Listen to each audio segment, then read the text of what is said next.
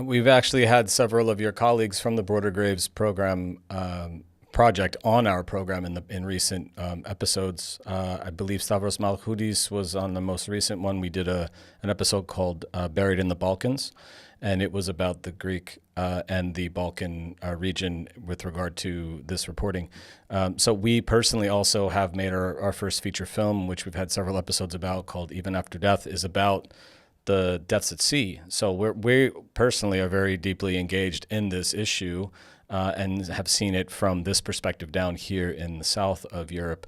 But what brought you to this project into the northeast of Europe? How did you end up getting engaged in this issue in the first place? Yeah, that's like a very interesting question that I get asked several times, because sure. I'm Venezuelan, and like, I don't speak Lithuanian. I live in Germany, but like don't live in Lithuania, right? Like how as a Venezuelan I ended up covering the Eastern European borders.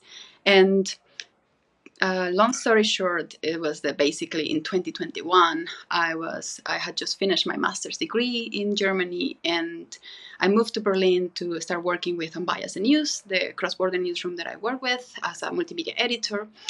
But the housing situation in Berlin is terrible, as you might know. Finding a long-term apartment can be quite complicated.